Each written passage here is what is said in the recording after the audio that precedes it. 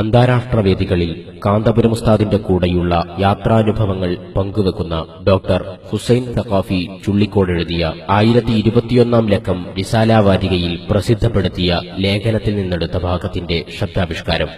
96-ൽ loss ആഞ്ചൽസിലേക്ക് ഉസ്താദിന്റെ രണ്ടാം American യാത്ര. പ്രസംഗം പരിഭാഷപ്പെടുത്താൻ എന്നെയും കൂടെ കൂട്ടി. വിസ ശരിയാക്കണമല്ലോ. മദ്രാസിലെ അമേരിക്കൻ കോൺസുലേറ്റിനു മുന്നിൽ ഒരു മുഴുദിവസം നിന്ന് കുഴങ്ങി. നടക്കത്തില്ല. ദേവഗൌഡ പ്രധാനമന്ത്രിയായി ഭരണം തുടങ്ങിയ ആദ്യ നാളുകളാണ്. ഗൌഡയുടെ വലം കൈയായി മന്ത്രിസഭയിൽ CM ഇബ്രാഹിമുണ്ട്. ഉസ്താദ് CMനെ വിളിച്ചു. വിസ കിട്ടിയേ പറ്റൂ. ഉസ്താദ് പറഞ്ഞാൽ പിന്നെ മറ്റൊന്നും പറയാനില്ല. ശരിയായി എന്ന് കരുതിയാൽ മതി. ചുള്ളിക്കോട്, നിങ്ങൾ ഇങ്ങ് ഡൽഹിക്ക് വാ. താമസിക്കാൻ താൽക്കാലിക റൂം വേണം. വ്യോമയാന മന്ത്രിക്ക് സൗകര്യങ്ങൾ തീർപ്പായിട്ടില്ല. ഒരു കാര്യം ചെയ്യും, റൂം എടുക്കേണ്ട. ഞാനിപ്പോൾ കർണാടക ഭവനിലാണ് താമസം. അവിടെ കഴിഞ്ഞോ? ഉസ്താദിനോടുള്ള ആദരം ശിഷ്യന്മാരിലേക്ക് വരെ അരിച്ചിറങ്ങുന്നതിന്റെ അഴക് നോക്കൂ. പിറ്റേന്ന് അംബാസഡറുടെ ചേംബറിൽ. എന്തിനാ അമേരിക്കയിൽ പോകുന്നത്?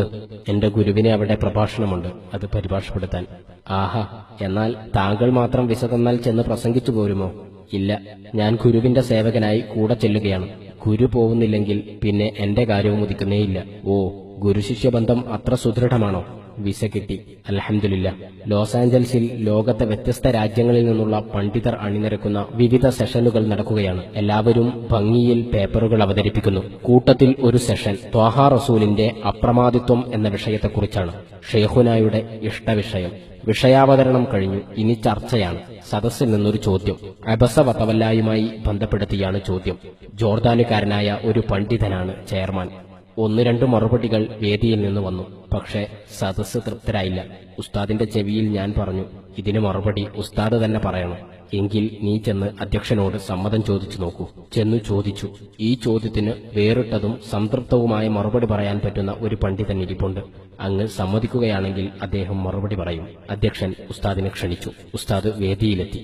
ബിസ്മി, ഹംദ്, സ്വലാത്ത്, സലാം ആദിയായവകൾക്ക് ശേഷം എന്റെ ജീവിതത്തിൽ ഏറ്റവും ആനന്ദകരമായ അനുഭവം നല്ല ബുദ്ധിയുള്ള മുതാലിമ്യങ്ങൾക്ക് കടുപ്പമുള്ള വിഷയം ദർസ് നടത്തി കൊടുക്കലാണ്. സ്വർഗത്തിൽ നിനക്ക് എന്ത് വേണമെന്ന് ചോദിച്ചാൽ ഞാൻ അതാണ് തെരഞ്ഞെടുക്കുക. എന്റെ കുട്ടികളോട് ഞാൻ വളരെ ഫ്രീയാണ്. ക്ലാസ്സിൽ എത്ര തവണ വേണമെങ്കിലും സംശയം ചോദിക്കാം. ക്ലാസ്സിന് വെളിയിൽ എപ്പോൾ എവിടെ വെച്ച് വേണമെങ്കിലും കയറി വന്ന് സംശയം തീർക്കാം. ഞാൻ സമ്മതം കൊടുത്തതാണ്. അങ്ങനെയിരിക്കെ നിങ്ങൾ കുറച്ചുപേർ അമേരിക്കയിൽ നിന്ന് എന്നെ കാണാൻ വന്നു. നമ്മളിങ്ങനെ വട്ടമിട്ടിരുന്ന് സംസാരിക്കുകയാണ്. അതിനിടയുണ്ട് ഒരു കുട്ടി സംശയവുമായി കയറി വരുന്നു. അന്നേരം ഞാൻ അവനോട് അല്പം കഴിഞ്ഞു വാ എന്ന് മുഖഭാവം കൊണ്ട് പറയുന്നു. ഇത് ഞാൻ ചെയ്യുന്നത് ഒരു തെറ്റാണോ? സദസ്സ് ഒന്നടങ്കം പറഞ്ഞു, അല്ല അല്ല. അത് തന്നെയാണ് സയ്യിദുൽ വജൂദിന്റെ കാര്യത്തിലുണ്ടായതും. ഉമ്മ മഖ്തൂം റളിയല്ലാഹു അൻഹു എപ്പോഴും തങ്ങളുടെ ചാരത്ത് തന്നെയുണ്ട്. ഈ വന്നിരിക്കുന്നത് ഖുറൈശി പ്രമുഖരാണ്. അവരുമായുള്ള ഉഭയകക്ഷി ചർച്ച ദീനിന് ഉപകാരപ്പെടുമെങ്കിലോ? ത്വാഹ റസൂലിന്റെ നോട്ടം അങ്ങോട്ടാണ്. അതിഥികളെ ആദരിക്കണം. അതാണ് അവിടെ തങ്ങൾ ചെയ്തത്. നല്ല കാര്യം ചെയ്താൽ പ്രശംസിക്കുകയാണ് വേണ്ടത്.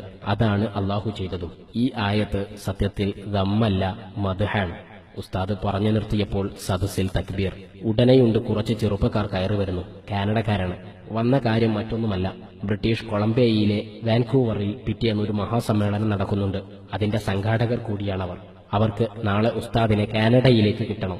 ഇനി ഇപ്പോൾ എങ്ങനെ വരാൻ? സമയമില്ലല്ലോ. വിസയും മറ്റും ശരിയാകാനാണെങ്കിൽ സമയമെടുക്കും. ഇൻഷാ അല്ലാ പിന്നെയാകാം. അത് പറ്റില്ല, വന്നേ പറ്റൂ. കടലാസുകളെല്ലാം ഞങ്ങൾ ശരിയാക്കാം. സമ്മതം തരികയേ വേണ്ടൂ. എന്താ ചുള്ളിക്കോടെ? യെസ്. എങ്കിൽ യെസ്. പിറ്റേന്ന് വാൻകൂവറിൽ ഡോഗ്ലാഡ് കോളേജ് ഓഡിറ്റോറിയം. തിങ്ങി നിറഞ്ഞ മഹാസദസ്. മുഖ്യാതിഥിയുടെ പ്രസംഗം.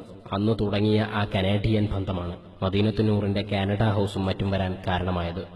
98-ൽ ഉസ്താദിനൊപ്പം വീണ്ടും അമേരിക്കൻ യാത്ര. ഇക്കുറി വാഷിംഗ്ടൺ സിറ്റിയിലാണ്. പരിപാടി കഴിഞ്ഞ് ന്യൂയോർക്കിലേക്ക് ചെന്നു. അവിടെ പ്രസിദ്ധമായ എംപയർ സ്റ്റേറ്റ് ബിൽഡിംഗ് കാണണമെന്ന് പുളിക്കൽ ഹനീഫ സാഹിബ് പറഞ്ഞു. താമസവും മറ്റു സൗകര്യങ്ങളൊക്കെ തന്നത് ഹനീഫ സാഹിബാണ്. നോക്കുമ്പോൾ നീണ്ടു കിടക്കുന്ന ക്യൂ. ഞങ്ങൾ അങ്ങനെ പിന്നിൽ നിന്നു തുടങ്ങി. അപ്പോഴാണ് മുന്നിൽ നിന്നൊരാൾ ഉസ്താദിനെ തിരിഞ്ഞു നോക്കി മുന്നിലേക്ക് നിൽക്കാൻ ആംഗ്യം കാണിക്കുന്നു. മുന്നിൽ ആൾ വീണ്ടും മുന്നിലേക്ക് നീങ്ങിക്കൊള്ളാൻ ആംഗ്യം കാട്ടി. അങ്ങനെ ഉസ്താദിന്റെ മുഖത്തു നോക്കുന്നവരെല്ലാം മുന്നിലേക്ക് ദിശ കാണിച്ച് വഴിമാറി നിന്നു. മിനിറ്റുകൾക്കകം ഞങ്ങൾ ഏറ്റവും മുന്നിലെത്തി. ക്യൂവിൽ കെട്ടിക്കിടക്കാതെ.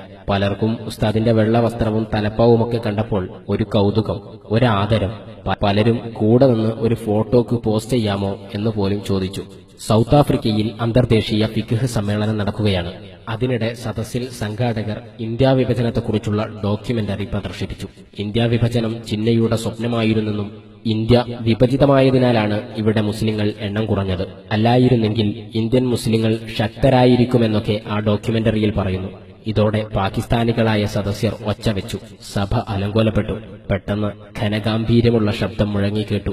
നമ്മൾ ആലിമുകൾ ഇപ്പോൾ ദീൻ കാര്യം പറഞ്ഞാൽ മതിയെന്നും സങ്കുചിത രാഷ്ട്രീയ വിഷയങ്ങളിൽ നമ്മൾ കൈകടത്തേണ്ടതില്ലെന്നും ഉറച്ചു പറഞ്ഞു. അതോടെ ആ ഷെയ്ഖ് പറഞ്ഞതാണ് ശരിയെന്ന് പറഞ്ഞ് അഗ്നിപർവ്വതം പോലെ പൊട്ടിയ ആ സദസ്സ് പെട്ടെന്ന് മെരുങ്ങി. സംഘാടകരും അത് അംഗീകരിച്ചു. ഡോക്യുമെന്ററി പിൻവലിച്ചു. പ്രക്ഷുബ്ധമായ അന്തർദേശീയ പണ്ഡിത സദസ്സിനെ ഉറച്ച ആജ്ഞാശക്തി കൊണ്ട് അടക്കി നിർത്തിയത് കാന്തപുരം ഉസ്താദായിരുന്നു. നമുക്ക് കല്ലുകളെല്ലാം കല്ലുകളാണ്. പക്ഷേ കല്ലു വിൽപ്പനക്കാരന് വൈഡൂര്യവും പുഷ്യരാഗവും മരതകവും മാണിക്യവും വേറെ വേറെ തിരിച്ചറിയാനാകും.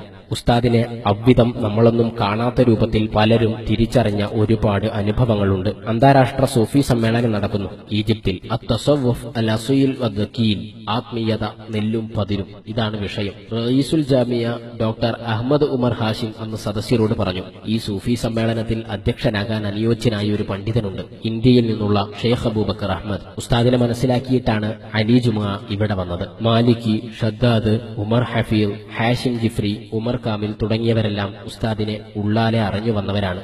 ജാമിയത്തുൽ അസ്ഹറിലെ പള്ളിയിൽ മഹാന്മാർ ഇജാസത്ത് നൽകുന്ന ചടങ്ങ് പണ്ടേയുള്ളതാണ്. അവിടെയും ഷെയ്ഖുനായെ പിടിച്ചിരുത്തി ഇവിടത്തെ മുഴുവൻ പണ്ഡിതന്മാർക്കും ഇജാസത്ത് നൽകാൻ അപേക്ഷിച്ചത് പ്രസ്താവ്യമായ ഒരനുഭവം തന്നെയാണ്. കൃത്യമായ ജീവിതനിഷ്ഠ, ആത്മീയ മൂല്യം, ഏത് തിരക്കിനിടയിലും ചൊല്ലി പൂർത്തിയാക്കാറുള്ള അദ്കാർ, ഔറാദ്, സ്വലാത്തുകൾ, മുടങ്ങാത്ത തഹജ്ജുദ്. ഈ അടുത്ത് പരിപാടി കഴിഞ്ഞ് ഞങ്ങൾ ഉടുപ്പിയിൽ നിന്ന് വരികയാണ്. രാത്രി 1:45 മെഡ്ഗാവിൽ കയറുന്നത്. എനിക്ക് ഉറക്കം വരണമെങ്കിൽ തന്നെ 1 മണിക്കൂർ തിരിഞ്ഞും മറിഞ്ഞും കിടക്കണം. എനിക്ക് ഉറക്കെ പിടിച്ചു തുടങ്ങുമ്പോഴേക്ക് കേട്ടു തുടങ്ങി മുഹമ്മദ് റസൂലുള്ളാഹി സ്വാദിഖുൽ വഅദിൽ അമീൻ എന്ന വെറുതെ. ഞാനത് ഉസ്താദ് ചെല്ലുന്നത് കേട്ട് പഠിച്ചതാണ്.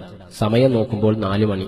ഉസ്താദ് ഉറക്കം കഴിഞ്ഞ് വുളൂ ചെയ്ത് തഹജ്ജുദ് നിസ്കരിച്ച് ചൊല്ലാൻ തുടങ്ങി. നമുക്ക് ഉറക്കം പിടിച്ചു വരുന്നതേയുള്ളൂ. നേരിയ നേരം ഉറങ്ങും പോലെ അഭിനയിച്ച് ശരീരത്തെ പറ്റിക്കുകയും സഹചരെല്ലാം ഉറങ്ങുന്നേരം ഉണർന്നിരുന്ന് ആത്മീയാസ്വാദ്യതയിൽ ലയിക്കുകയും ചെയ്യുന്ന ആളാണ് ഗുരുവാവുക, നേതാവാവുക, ഷെയ്ഖാവുക. നമുക്കുറങ്ങാം. പക്ഷേ ഉറങ്ങി മടുത്ത് കണ്ണു തെളിയുന്ന നേരങ്ങളിലെങ്കിലും ഇതൊക്കെയൊന്ന് നോക്കി പഠിക്കാനെങ്കിലും നമുക്കാവണം.